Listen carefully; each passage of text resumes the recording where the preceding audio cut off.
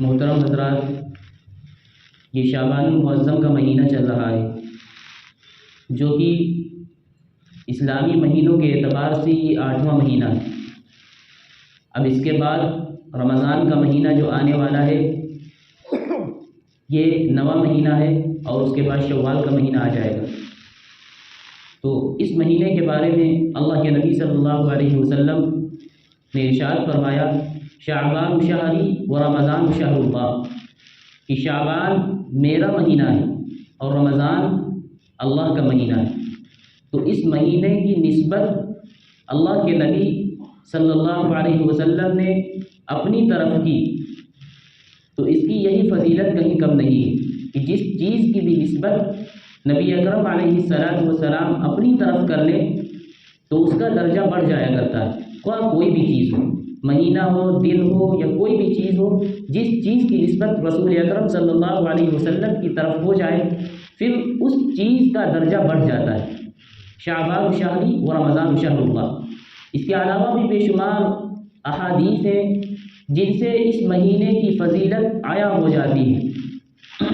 حضرت عائشہ صدیقہ رضی اللہ عنہ کی روایت ہے، وہ فرماتی ہیں کہ اللہ کے نبی صلی اللہ علیہ وسلم جتنی کثرت سے اس ماہ شعبان کے اندر روزہ رکھتے تھے، اتنی کثرت سے کسی مہینے میں روزہ نہیں رکھتے تھے سوائے رمضان کے۔ رمضان میں تو چونکہ روزے فرض ہیں، اس لیے اس کے علاوہ نفلی روزوں کی بات کر رہی ہیں کہ جتنے زیادہ اس ماہ شعبان میں روزہ رکھتے تھے اللہ کے نبی صلی اللہ علیہ وسلم، اتنے زیادہ کسی مہینے میں روزہ نہیں رکھتے تھے۔ حضرت اسامہ بن زید کی روایت ہے، وہ فرماتے ہیں کہ میں نے اللہ کے نبی صلی اللہ علیہ وسلم سے پوچھا کہ آپ شعبان المعظم کے مہینے میں اتنی کثرت سے کیوں روزہ رکھتے ہیں، دوسرے مہینوں میں آپ اتنے زیادہ روزہ نہیں رکھتے ہیں؟ اللہ کے نبی صلی اللہ علیہ وسلم نے ارشاد فرمایا، ذالک شہر یغفل الناس عنہ بین رجب و رمضان وهو شہر ترفع الاعمال الى رب العالمین، کہ یہ ایک شعبان کا مہینہ ایسا مہینہ ہے جو رجب، اس سے پہلے والا جو مہینہ تھا اس کا نام تھا رجب، اس کے بعد والا مہینہ آئے گا اس کا نام ہوگا رمضان۔ رجب اور رمضان کے درمیان یہ ایک ایسا مہینہ ہے جس کی فضیلتوں سے لوگ ناواقف ہیں، لوگ غافل رہتے ہیں۔ ایسا مہینہ ہے کہ جس کے اندر انسانوں کے اعمال اللہ تبارک و تعالیٰ کے سامنے پیش کر دیے جاتے ہیں۔ اللہ کے نبی صلی اللہ علیہ وسلم اگلا جملہ یہ ارشاد فرماتے ہیں، فَأُحِبُّ أَن يُرْفَعَ عَمَلِي وَأَنَا صَائِمٌ، میں چاہتا ہوں کہ میرے اعمال اللہ کے سامنے جب پیش کیے جائیں تو میں روزے دار ہوں۔ اس نیت سے اللہ کے نبی صلی اللہ علیہ وسلم اس پورے مہینے کے اندر مسلسل روزہ رکھا کرتے تھے، زیادہ تر اس پورے مہینے کے روزہ رکھتے تھے۔ اس کی کئی وجوہات بھی ہیں، کئی حکمتیں ہیں کہ آپ اس مہینے کے اندر روزہ کیوں رکھتے تھے۔ اس کی ایک حکمت تو یہ ہے کہ رمضان کا استقبال کرنے کے لیے اس مہینے کے اندر اللہ کے نبی صلی اللہ علیہ وسلم روزہ رکھا کرتے تھے۔ اب جیسے ہمارے معاشرے کے اندر کوئی بڑا آدمی آتا ہے تو اس کے استقبال کے لیے ہم لوگ کھڑے ہو جاتے ہیں، مرحبا، اہلا و سہلا کے الفاظ بولتے رہتے ہیں، خوب اچھے سے ہم استقبال کرتے ہیں۔ تو یہ رمضان کا مقدس مہینہ جو آ رہا ہے اس کا استقبال بھی ہم کو کرنا ہے، اسی لیے اللہ تبارک و تعالیٰ نے یہ شعبان المعظم کا مہینہ بنایا، اور پھر اس کی ایک درمیانی شب جس کو شب برات کا نام دیا جاتا ہے، جس کا مطلب ہی یہ ہے کہ جہنم سے آزادی، بہت سے لوگوں کو جہنم سے آزادی مل جاتی ہے اس رات میں، اسی لیے اس کو براءت کہا جاتا ہے۔ براءت کا مطلب ہوتا ہے کسی چیز سے بری ہو جانا، کیونکہ جہنم سے بہت سارے لوگ بری ہو جاتے ہیں، جہنم کی عذاب سے بری کر دیا جاتا ہے، اس لیے اس ایک رات کو شب برات کہا جاتا ہے۔ وہ رات اللہ اس لیے ہمیں عطا کر دیتا ہے کہ یہ میرے بندے جب رمضان کے مہینے کے اندر قدم رکھیں، جب رمضان کا مہینہ ان کے اوپر آئے تو ایسے یہ بالکل صاف اور شفاف ہونے کی حالت میں رمضان کا یہ استقبال کریں۔ اس لیے رمضان شعبان المعظم کا مہینہ، اور پھر اس میں ایک رات جس کو ہم اور آپ شب برات کے نام سے جانتے ہیں، وہ رات اللہ عطا فرما دیتا ہے۔ اس طرح کی بہت ساری راتیں ہوتی ہیں، جیسے شب قدر کی رات جو رمضان مبارک کے مہینے کے اندر رات آتی ہے، اس کی بھی بہت ساری فضیلتیں ہیں۔ قرآن کریم کے اندر اللہ تبارک و تعالیٰ نے اس کی فضیلت کو واضح کر دیا ہے۔ اسی طریقے سے یہ شب برات جو ہوتی ہے یہ بھی اسی قسم کی ایک رات ہے جس میں اللہ کی خاص رحمت بندوں کی جانب متوجہ ہوتی ہے۔ اللہ تبارک و تعالیٰ آسمان دنیا پر نزول فرماتا ہے اور ساری رات یہ ندا، یہ آواز آتی رہتی ہے کوئی مصیبت زدہ انسان جو اپنی مصیبت میرے سامنے پیش کرے میں اس کی مصیبت کو دور کروں، ہے کوئی گنہگار بندہ جو معافی چاہتا ہے میں اس کو معاف کر دوں. یہ اللہ کی طرف سے آواز ساری رات آتی رہتی ہے، صبح صادق تک یہ آواز آتی رہتی ہے، اگرچہ ہم لوگ نہیں سن سکتے. اسی وجہ سے یہ حکم دیا گیا ہے کہ یہ جو رات ہوتی ہے شب برات کی رات، اس میں ہم کو خوب زیادہ عبادت کرنا ہے. نفلی عبادت کریں، قرآن کریم کی تلاوت کریں، صلاۃ التسبیح پڑھیں، یا جتنی بھی نفلی عبادتیں ہیں اس میں کوئی قید نہیں ہے. یہ بھی ایک مسئلے کی وضاحت کر دینا چاہتا ہوں کہ بعض لوگ اس رات کے اندر کوئی خاص قسم کی نماز کو اپنی طرف سے بنا لیتے ہیں، یا کتابوں کے اندر مل جاتی ہے کہ ایک رکعت میں اتنی مرتبہ سورت یہ پڑھنا ہے، اتنی مرتبہ یہ پڑھنا ہے. اس طرح کی کوئی نماز اللہ کے نبی صلی اللہ علیہ وسلم سے اس کا ثبوت نہیں ملتا ہے، بلکہ جتنی آسانی کے ساتھ آپ سے ہو سکے وہ آپ نماز پڑھیں. جتنی دیر آپ جگ سکتے ہیں جگیں، اس کے بعد میں آرام سے سو جائیں. انشاءاللہ اللہ کی ذات سے امید ہے کہ پوری رات جگنے کا ثواب آپ کو مل جائے گا. لیکن ہمارے معاشرے کے اندر خرابی یہ پائی جاتی ہے کہ ہم لوگ جو رات میں جگتے ہیں، عبادت کرتے ہیں، تو اگر نیند کا بہانہ ہو جاتا ہے کہ نیند آنے لگتی ہے، چونکہ اگر کوئی تنہائی میں جگے گا تو نیند تو آنا لازمی ہے، تو ہم لوگ کیا کرتے ہیں کہ جماعت بنا لیتے ہیں. کئی لوگ بیٹھتے ہیں، تھوڑی دیر موبائل بھی چلانے لگتے ہیں، واٹس ایپ چلانے لگیں گے کہ تاکہ نیند دور ہو جائے. کہیں باتیں شروع کر دیتے ہیں، عورتیں گھروں میں ہوتی ہیں تو باتیں شروع کر دیتی ہیں، کبھی چائے بننے لگتی ہے، کبھی کوئی دوسری چیزیں بننے لگتی ہیں، اور یہ خیال کر لیا جاتا ہے تاکہ میری نیند اڑ جائے. یاد رکھنا اس مسئلے کو کہ رات میں جاگ کر عبادت کرنا جب بھی مطلب کوئی بھی دن ہو تنہائی مقصود ہوتی ہے. یہ نفلی عبادتیں جو ہیں یہ اللہ کی خاص ملاقات ہوا کرتی ہیں. جیسے کوئی بڑا آدمی آپ سے کہے کہ آپ کو 9 بجے میرے پاس میرے دفتر میں آنا ہے، صرف آپ کو آنا ہے، تو اس کا مطلب یہ کوئی پرسنل بات کرنا ہے نا، کوئی تنہائی میں بات کرنا ہے. اب آپ دوستوں کو لے کر ان کے سامنے پہنچ جائیں تو بتائیں وہ آپ سے بات کرے گا؟ فوراً بھگا دے گا نا.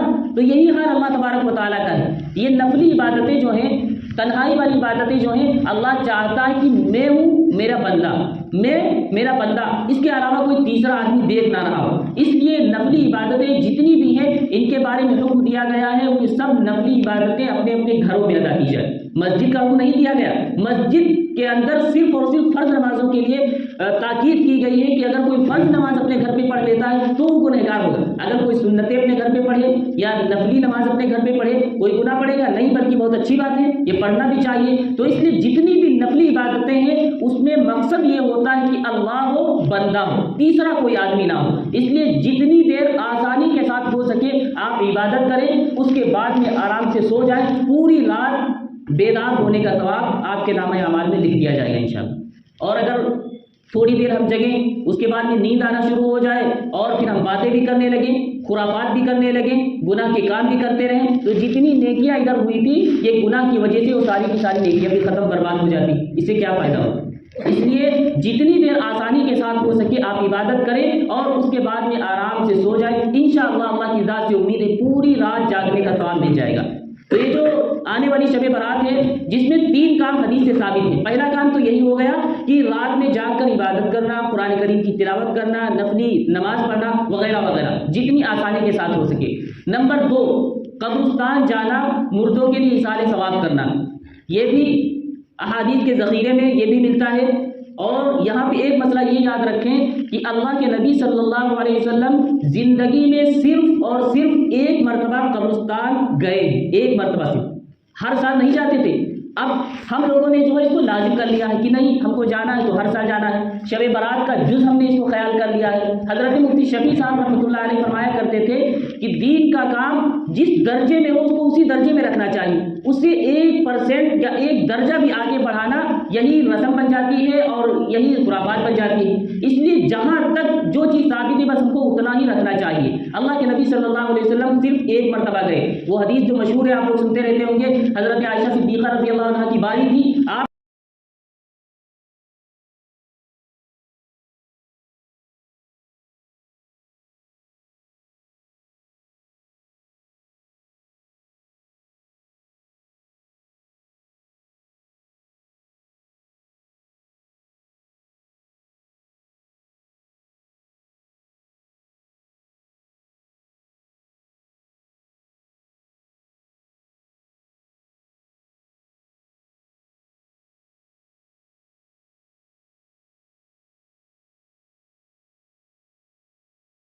صدیقہ رضی اللہ عنہ کے پاس لیٹے ہوئے تھے، آرام فرما رہے تھے. تھوڑی دیر کے بعد آپ اٹھتے ہیں اور کپڑے پہن لیتے ہیں، چلے جاتے ہیں. حضرت عائشہ صدیقہ رضی اللہ عنہ سوچنے لگتی ہیں کہ کیا بات ہے، آج کہیں اللہ کے نبی صلی اللہ علیہ وسلم کسی دوسری ازواج کے پاس، زوجہ کے پاس تو نہیں چلے گئے. چنانچہ حضرت عائشہ صدیقہ بھی پیچھا کرتی ہیں. آپ آگے آگے جا رہے ہیں، دیکھا کہ آپ جنت البقیع میں کھڑے ہوئے ہیں، وہاں پہ مردوں کے لیے اثار ثواب کر رہے ہیں. حضرت عائشہ بھی پہنچ جاتی ہیں. اللہ کے نبی صلی اللہ علیہ وسلم نے ان سے کہا، کیا اے عائشہ تم یہ خیال کر رہی تھی کہ تمہارا شوہر یعنی محمد تمہارے اوپر ظلم کرے گا؟ ایسا نہیں ہو سکتا ہے، بلکہ حضرت جبرائیل میرے پاس آئے تھے اور کہا تھا کہ یہ رات مقدس رات ہے، اس میں مردوں کے لیے اثار ثواب، اور اللہ تبارک و تعالیٰ بہت سے لوگوں کی اس رات میں مغفرت فرما دیتا ہے، اس لیے میں مردوں کے اثار ثواب کے لیے قبرستان میں آیا تھا. تو یہ حدیث، اس حدیث سے پتہ چلتا ہے کہ شب برات میں قبرستان جانا تو اللہ کے نبی صلی اللہ علیہ وسلم سے زندگی میں صرف اور صرف ایک مرتبہ جانا ثابت ہے. تو اگر کوئی زندگی میں ایک مرتبہ بھی اس رات میں چلا گیا تو سنت کی اتباع کرنے والا اس کو شمار کر لیا جائے گا. باقی قبرستان جانے کی فضیلت تو موجود ہے، حدیث کے اندر آپ سنتے رہتے ہوں گے کہ روزانہ جانا چاہیے، اگر روزانہ کوئی نہیں پہنچ سکتا ہے تو جمعے کو جانا چاہیے، یعنی اکثر جاتے رہنا چاہیے. اس سے یہ ہوتا ہے کہ آخرت کی یاد تازہ ہوتی رہتی ہے. آپ وہاں پہ پہنچ کے خیال کرتے ہیں. صحابہ کرام کی زندگیاں دیکھیں کہ وہ قبرستان جاتے تھے، اتنا زیادہ روتے تھے کہ ان کی داڑھی مبارک کی طرح ہو جایا کرتی تھی. سوچتے تھے کہ یہ مردے یہاں پہ پڑے ہیں، ان کی بھی کبھی زندگی تھی، ان کے بچے تھے، آج یہاں پہ اکیلے تنہا پڑے ہوئے ہیں. تو اگر کوئی قبرستان جائے تو انشاءاللہ اللہ کی طرف سے امید ہے کہ اس کی آخرت کی یاد بھی تازہ ہوتی رہے گی. تو قبرستان جانا تو یہ الگ چیز ہے، یہ الگ فضیلت ہے، لیکن اس شب برات کے ساتھ ہم اس کو اگر جوڑ لیں، اس کا لازمی حصہ قرار دیں تو یہ مناسب نہیں معلوم ہوتا ہے. اس لیے اللہ کے نبی صلی اللہ علیہ وسلم زندگی میں صرف ایک مرتبہ گئے، اور وہ بھی کس انداز میں گئے. آپ کو یہ بھی بتاتا چلوں کہ اللہ کے نبی صلی اللہ علیہ وسلم کس انداز میں نکلے. آپ کی زوجہ محترمہ حضرت عائشہ صدیقہ کو بھی پتہ نہیں چل سکا کہ کہاں گئے. ہم لوگ کیسے جاتے ہیں، مسجدوں سے نکلتے ہیں، موم بتیاں اگربتیاں لے کر پوری کی پوری جماعت بنا کر جاتے ہیں، تو حدیث کے خلاف یہ عمل. اس لیے اگر کوئی ایک مرتبہ چلا جائے زندگی میں تو انشاءاللہ امید ہے کہ سنت کی اتباع کرنے والا ہو جائے گا. تیسرا کام یہ ہے کہ اگلا دن جو آئے گا اس میں روزہ رکھنا. اس روزے کی اس لیے بھی فضیلت ہے کہ شعبان کے مہینے کے اندر روزہ رکھنا اللہ کے نبی صلی اللہ علیہ وسلم سے ثابت ہے. اس کے علاوہ چونکہ 15 ہر مہینے کی اسلامی مہینہ جو ہوتا ہے 13, 14, 15 کو روزہ رکھنا اللہ کے نبی صلی اللہ علیہ وسلم کی سنت سے ثابت ہے. تو اس لحاظ سے دیکھا جائے کہ دو فضیلتیں جمع ہو جاتی ہیں. اس لیے عام طور پہ لوگ روزہ رکھتے ہیں شب برات والے. اگلا دن جو ہوتا ہے اس میں روزہ رکھنا چاہیے. باقی اگر کوئی روزہ نہیں رکھتا ہے تو اس کو برا نہیں کہنا چاہیے، کیونکہ برا ہم اسی وقت کہہ سکتے ہیں جب ہم اس روزے کو لازم قرار دیں. اگر ہم لازم قرار دیتے ہیں، دوسرا کوئی بھائی میرا روزہ نہیں رکھ پا رہا ہے، ہم اس کو گری نگاہوں سے دیکھتے ہیں کہ دیکھو روزہ نہیں، تو اس کا مطلب یہ ہے کہ آپ نے اس روزے کے درجے کو بڑھا دیا ہے. حالانکہ وہ روزہ مستحب ہے، بس مستحب ہے. جو رکھ لے گا اچھی بات ہے، ثواب ملے گا، جو نہیں رکھے گا کوئی گناہ نہیں پڑے گا. اس لیے یہ 3 کام بس حدیث سے ثابت ہیں. نمبر 1 رات میں جا کر عبادت کرنا، نمبر 2 قبرستان جانا، اور نمبر 3 اگلے دن روزہ رکھنا. یہ بھی مستحب عمل کے درجے میں، کوئی لازم اور فرض اس کو نہ سمجھے. اللہ تبارک و تعالی ہم سب